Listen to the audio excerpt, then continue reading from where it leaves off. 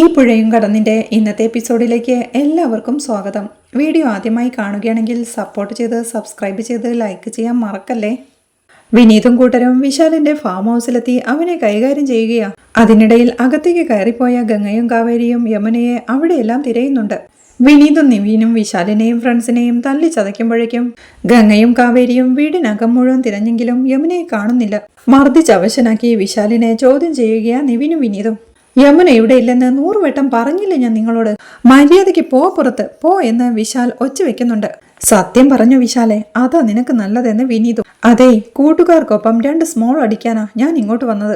ആവശ്യമില്ലാതെ വെറുതെ പ്രശ്നമുണ്ടാക്കരുത് എന്ന് വിശാൽ പറയുമ്പോഴേക്കും ഗംഗ അങ്ങോട്ട് വന്ന് വിനീതേട്ടാ, ഇവിടെയൊന്നും യമുനയില്ല, ഇനി തിരയാൻ ഇടമില്ലെന്ന് ടെൻഷനോടെ പറയുന്നുണ്ട്. അത് കേൾക്കെ വിശാലും കൈ അടിച്ചുകൊണ്ട് എടോ അതല്ലേടോ, കുറച്ചു നേരമായി ഞാൻ നിന്നോടൊക്കെ പറയുന്നത്. യമുനയുടെ ഇല്ല ഇല്ല ഇല്ല എന്ന് വിശാൽ തീർത്തു പറയേ. ശരിക്കും തിരഞ്ഞോ ഗംഗെ എന്ന് നിവിനും ചോദിക്കുന്നുണ്ട്. തിരഞ്ഞു നിവിൻ എന്ന് ഗംഗ പറയേ. ഒരു പക്ഷേ യമുനയെ വേറെ എവിടെയെങ്കിലും ഒളിപ്പിച്ചതാണെങ്കിലോ എന്ന് വിനീത് ചോദിക്കേ. നിങ്ങൾ എല്ലാവരും കൂടി ഇത്രയും തല്ലിയില്ലേ ഇവനെ, എന്നിട്ട് ഇവൻ എന്തെങ്കിലും പറഞ്ഞോ? ഇനി കാവേരി സംശയിച്ചതുപോലെ യമുന ഇവന്റെ ഒപ്പമല്ല വന്നതെങ്കിലോ വേറെ എവിടെയെങ്കിലും ഒരാപത്തിന് നടുവിലായിരിക്കും. ഇവിടെ നിന്ന് സമയം പാഴാക്കുകയല്ലേ നമ്മള് എന്ന് ഗംഗ ചോദിക്കേ. ആ, ഗംഗേച്ചിക്ക് ഇപ്പോഴെങ്കിലും നല്ല ബുദ്ധി ഉദിച്ചല്ലോ, വളരെ നല്ല കാര്യം. പക്ഷേ ഗംഗേച്ചി പറയുന്നത് 100% സത്യമാണെന്ന് വന്നാലും ഈ ചേട്ടന്മാരെ ഇവിടെ നിന്ന് വരാൻ പോകുന്നില്ല. എന്നെ അടിച്ചു നുള്ളിയുമൊക്കെ ഇവിടെ നിൽക്കേയുള്ളൂ. ഈ ഫാം ഹൗസിൽ അതിക്രമിച്ച് കയറിയതിനും എന്റെയും കൂട്ടുകാരുടെയും ദേഹത്ത് കാരണമില്ലാതെ കൈവച്ചതിനും സ്വന്തം മനസ്സിലെങ്കിലും ഇവരുടെ മനസ്സിൽ കുറച്ച് ന്യായം കണ്ടെത്തണ്ടേ? പക്ഷേ ന്യായം ഞാൻ പറയിക്കുന്നുണ്ട്. ഈ തയ്യക്കാരൻ ചേട്ടനെ കൊണ്ടും ഈ കസിൻ ചേട്ടനെ കൊണ്ടും ഇതോടെ നമ്മൾ തമ്മിൽ ഒരേ ചോരയാണെന്നുള്ള ബന്ധം തീർന്നു നിവിൻ ചേട്ടാ. ദേ, ഇതിലേക്കൊന്ന് ഡയൽ ചെയ്ത തമിഴ്നാട് പോലീസ് 5 മിനിറ്റ് കൊണ്ട് ഇവിടെത്തും എന്ന് തന്റെ മൊബൈലും കാണിച്ചുകൊണ്ട് വിശാൽ പറയുന്നുണ്ട്. പിന്നെ ഇവിടെ ഇത്രയും നേരം അട്ടഹാസം കാണിച്ചില്ലേ, അതിനൊക്കെ നീയൊക്കെ അകത്താകും. അതൊന്നും വേണ്ടെന്ന് വെക്കാ, തന്നെയൊക്കെ പുഷ്പവാടിയിൽ കിട്ടണം എനിക്ക്. ഈ കാണിച്ച ചെറ്റത്തരം ചോദ്യം ചെയ്യുമ്പോ തോളോട് തോൾ ചേർന്ന് അച്ഛൻ വേണം എനിക്ക്, എന്റെ അച്ഛന്റെ ചെരുപ്പിന്റെ അടി കിടന്ന് ചുരുളു നീയൊക്കെ എന്നിവൻ പറയുന്നവൾക്ക് ദേഷ്യത്തോടെ നിവിൻ അവര് നേരെ വിരൽ ചൂണ്ടിക്കൊണ്ട് ചെല്ലുന്നുണ്ടെങ്കിലും വിനീത് അവനെ തടയുകയാ. അവൻ എന്തെങ്കിലും പറയട്ടെ, നമുക്ക് സമയം കളയണ്ട, വാ പോവാമെന്ന് പറഞ്ഞ് വിനീത് വിളിക്കുക. അപ്പോഴാണ് നിവിൻ എടാ കാവേരി എവിടെ എന്ന് ചോദിക്കുന്നത്. യമുനെന്ന് വിളിച്ച് അവിടെ മാകെ തിരഞ്ഞു നടപ്പാ കാവേരിയും. കാവേരിന്ന് ഗംഗേച്ചി വിളിക്കുന്നത് കേൾക്കെ യമുന പോവാൻ തുടങ്ങുമ്പോഴാണ് നിലത്ത് കിടക്കുന്ന ഒരു ബാഗിൽ തട്ടി അവൾ വീഴാൻ പോകുന്നത്. അവൾ ആ ബാഗ് എടുത്ത് പരിഭ്രമത്തോടെ നോക്കിക്കൊണ്ട് ഗംഗേച്ചി യമുന ഇവിടെ ഉണ്ടെന്ന് വിളിച്ചു പറയുക. ഗംഗേച്ചി അവനെ വിടരുത്, യമുന എവിടെയാണെന്ന് അവരെ കൊണ്ട് പറയിക്കണം എന്നൊക്കെ കാവേരി വിളിച്ചു പറയുമ്പോഴേക്കും വിശാലും ഫ്രണ്ട്സും ഓടാനായി തുടങ്ങിയിരുന്നു.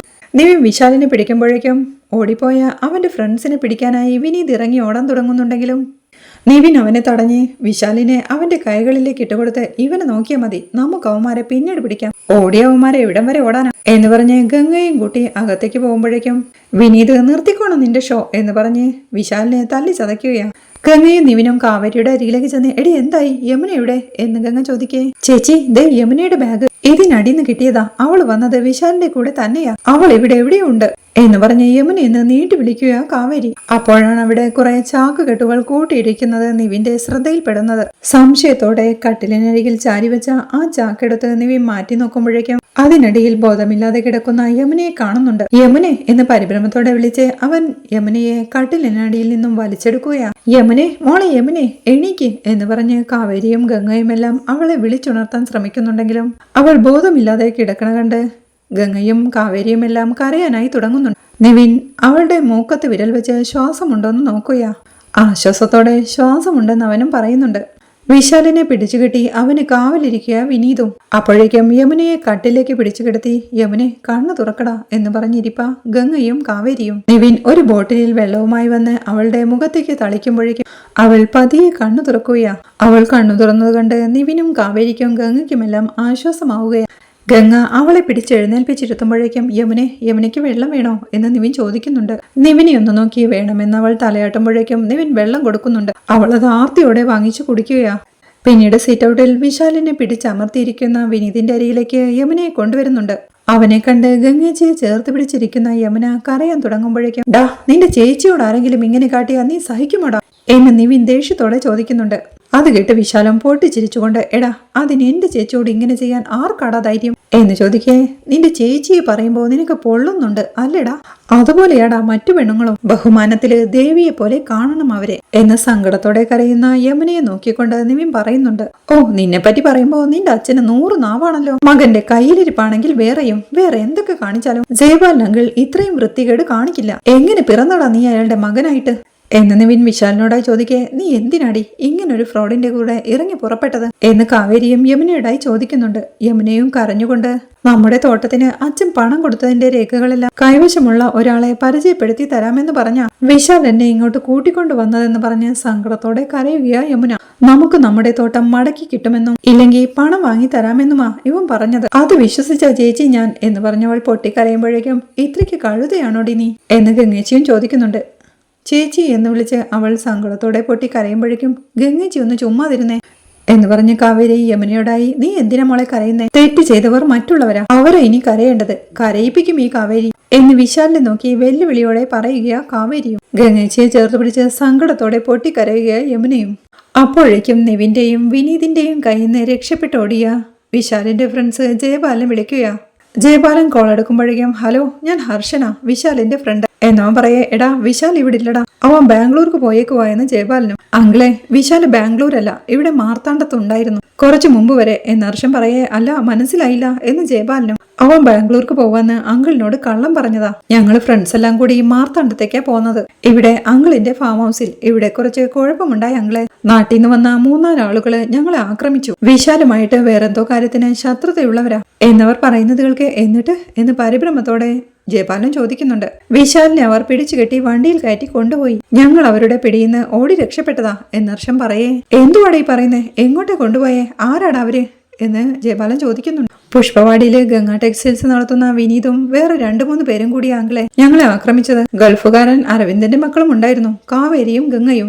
അവരെ കൊണ്ടുപോയെന്ന് സത്യമായിട്ട് ഞങ്ങൾക്ക് അറിയില്ല അങ്കിളെ എന്ന് ഹർഷൻ പറയുന്നത് കേൾക്കെ. എടാ എന്തുവാടാ അവരെങ്ങനെയാടാ അവിടെ വന്നത് എന്ന് ജയപാലൻ ചോദിക്കേ. അറിയില്ല അങ്കിളെ എന്ന് ഹർഷനും. വീണ്ടും ജയപാലൻ എന്തോ ചോദിക്കാൻ തുടങ്ങുമ്പോഴേക്കും ആ കോൾ കട്ടാവുകയാണ്. ഹർഷനോട് നീ എന്തിനാടാ ഫോൺ ഓഫാക്കിയെന്ന് കൂടെയുള്ളവൻ ചോദിക്കുന്നുണ്ട്. എടാ പറയാനുള്ളത് പറഞ്ഞു. വിശാലിനെ അവർ പിടിച്ചു കെട്ടിക്കൊണ്ടുപോയ കാര്യം ജയപാലൻ അങ്കിളോട് പറഞ്ഞിട്ടുണ്ട്. നമ്മുടെ ഭാഗം കഴിഞ്ഞു. അങ്കിളാണേലും കൂടുതൽ ചിക്കിച്ചു കഴിഞ്ഞ് എന്തേലും ചോദിച്ചാൽ നമുക്ക് പറയാൻ മറുപടിയില്ല. യമുനയെ വിശാൽ ഇങ്ങോട്ട് കൊണ്ടുവന്ന കാര്യമൊക്കെ പറയാൻ പറ്റോ എന്ന് ഹർഷൻ പറയേ. അത് ശരിയാണ്, ഈ വിശാലിനെ ഇനി യവന്മാരെന്തേലും ചെയ്യുമെന്ന് എനിക്ക് പേടി എന്ന് മിലനും പറയുന്നുണ്ട്. എന്ത് ചെയ്യുമെന്ന്? വിശാലിനെ കൊണ്ടുപോയമാരുടെ കഷ്ടകാലമാണെന്ന് കൂട്ടിക്കോ. നിനക്കറിയാലോ വിശാലിന്റെ ജീവനാ ജയപാലൻ അങ്കിളിന്. പിണങ്ങിക്കഴിഞ്ഞ ചെകുത്താനാ, അങ്കിൾ അങ്ങോട്ട് ഇറങ്ങും എന്ന് ഹർഷനും പറയുന്നുണ്ട്. അവിടെ വിശാലിന്റെ മൊബൈലിൽ ട്രൈ ചെയ്തുകൊണ്ടിരിക്കുക ജയപാലനും. വിശാലിന്റെ മൊബൈൽ സ്വിച്ച് ഓഫ് ആണെന്ന് തമിഴിൽ പറയുന്നത് കേട്ട് തമിഴോ? അപ്പോ ആ പയ്യൻ പറഞ്ഞത് സത്യമാ. വിശാൽ ബാംഗ്ലൂരല്ല മാർത്താണ്ഡത്ത് തന്നെയാ എന്ന് ജയപാലനും മനസ്സിൽ പറയുന്നുണ്ട്. പിന്നീട് ജയപാലൻ സ്നേഹതീരത്തെത്തുകയാ. കരച്ചിലൂടെ പ്രവീണയും കൂടെയുണ്ട്. കാറിൽ നിറങ്ങിയ ജയപാലൻ കാറിലിരുന്ന് കരയുന്ന പ്രവീണയുടെ അരികിലേക്ക് ചെന്ന് ഡി നീ വരുന്നുണ്ടോ അതോ എന്ന് ചോദിക്കേ. പിന്നെ എന്റെ കുഞ്ഞിനെ എനിക്ക് കാണണ്ടേ എന്ന് ചോദിച്ച് പ്രവീണയും കാറിൽ നിറങ്ങുകയാണ്. എടി നിന്റെ കൊച്ചിനെ അവിടെ കാഴ്ച ബംഗ്ലാവിലെ പോലെ പ്രദർശിപ്പിച്ചു വെച്ചേക്കൊന്നുമല്ല, ഒരു തഞ്ചത്തിലും തരത്തിലുമൊക്കെ നിന്ന് വേണം അവൻ എവിടാന്ന് മനസ്സിലാക്കാൻ എന്ന് ജയപാലൻ പറയുന്നത് കേൾക്ക്. അയ്യോ എന്റെ കുഞ്ഞിന് എന്ത് പറ്റിയെന്ന് പ്രവീണ നിലവിളിക്കാൻ തുടങ്ങുകയാണ്. അവളെ അടിക്കാനായി കയ്യോങ്ങി. എടി പോത്തെ ഇനിയെങ്കിലും ഞാൻ പറയുന്നതും മനസ്സിലാക്ക്. എടി രാഗിണിയെ കാണാൻ ബാംഗ്ലൂർക്ക് പോവാണെന്ന് നമ്മളോട് പറഞ്ഞ നമ്മളുടെ മോൻ വിശാലേ, അവൻ നമ്മുടെ മാർത്താണ്ഡത്തെ ഫാം ഹൗസിലേക്കാ പോയത്. എടി ഒപ്പം അവന്റെ 2 ഫ്രണ്ട്സും ഉണ്ടായിരുന്നു. എടി യമുനയെ കാണാതായതിന് പിന്നിലെ വിശാലാണെന്ന് സംശയിച്ച് നടക്കുന്ന കാവേരിയും കൂട്ടരും തപ്പി പിടിച്ച് എങ്ങനെയോ അവിടെ ഫാം ഹൗസിലെത്തി. അവിടുന്ന് അവനെ അവര് പിടിച്ചോണ്ട് പോന്നെന്നാ കൂട്ടുകാര് പറഞ്ഞത് എന്ന് ജയപാലൻ പറയുന്നതൊക്കെ. അവിടുന്ന് അവനെ എന്തിനാ പിടിച്ചോണ്ട് പോകുന്നേ? അവൻ വല്ല കോഴിയോ താറാവോ മറ്റോ ആണോ? അവന് ബലമായി പിടിച്ചോണ്ട് പോയതാണെങ്കിൽ പോലീസ് പറയണ്ട ജയപാലട്ടാ എന്ന് പ്രവീണ ചോദിക്കേ. എന്റെ പൊന്നു പ്രവീണെ, പോലീസുകാരെയൊക്കെ എപ്പോ വേണമെങ്കിലും വിളിക്കാം, പക്ഷേ ഈ കാര്യത്തിൽ ഒരു വ്യക്തത കുറവുണ്ട്. എടി നമ്മളോട് ബാംഗ്ലൂർക്ക് പോവാണെന്ന് പറഞ്ഞിട്ട് വിശാൽ എന്തിനാടി മാർത്താണ്ഡത്ത് പോയേ? അല്ല ഒപ്പമുണ്ടായിരുന്ന 2 കൂട്ടുകാരെയും കൂട്ടി അവൻ എന്തായിരുന്നു അവിടെ പരിപാടി എന്ന് ജയപാലൻ ചോദിക്കേ. അല്ല ജയപാലേട്ടൻ പറയുന്നത് വിശാല് യമുനയെ കടത്തിക്കൊണ്ടുപോയെന്നാ എന്ന് പ്രവീണയും ചോദിക്കുന്നുണ്ട്. ഏയ് അവൻ അങ്ങനത്തെ അബദ്ധങ്ങളൊന്നും കാണിക്കുമെന്ന് എനിക്ക് തോന്നുന്നില്ല. ഇനിയിപ്പോ എന്തെങ്കിലും പൊടിയുടെ ഇടപാടാണോന്നാ എനിക്ക് പേടി എന്ന് ജയപാലൻ സംശയത്തോടെ പറയേ.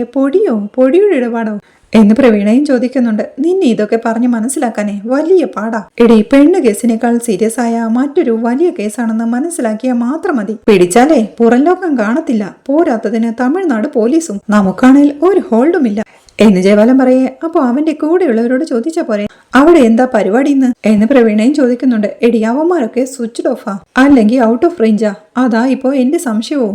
അല്ല, ഇനിയിപ്പോ കാവേരി മറ്റും അവിടെ ചെന്ന് വെറുതെ വിശാലിനെ പിടിച്ചോണ്ട് വന്നതാണെങ്കിലേ അവന്മാരെന്തിനടി മാറി നിൽക്കുന്നേ എന്ന് ജയബാലൻ സംശയത്തോടെ ചോദിക്കേ.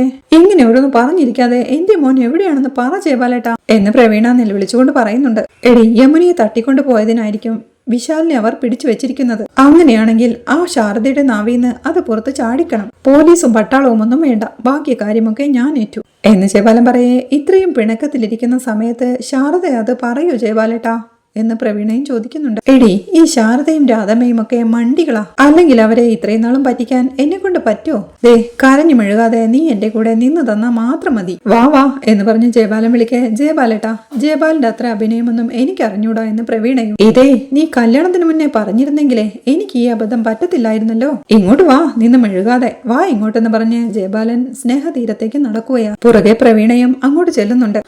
അവർ മുറ്റത്തെത്തുമ്പോഴേക്കും ഡി വിളിക്കടി പോത്തെ എന്ന് ജയബാലൻ പറയുന്നുണ്ട്.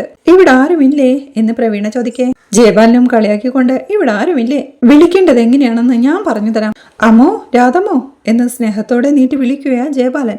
രാധമ്മ ഇങ്ങോട്ട് വരുമ്പോഴേക്കും രാധമ്മോ, ഇത് ഞങ്ങളാ, ജയനും പ്രവീണയും എന്ന് പറഞ്ഞ് പ്രവീണയോടായി. നീ ഇങ്ങോട്ട് വാ പ്രവീണ, ഇത് നമ്മുടെ സ്വന്തം വീടാ, മടിച്ചു നിൽക്കാതെ അങ്ങോട്ട് കയറി ചെന്നേ, അത് കൊള്ളാം എന്ന് പറഞ്ഞ് ജയബാലനും സീറ്റൗട്ടിലേക്ക് കയറുകയാ.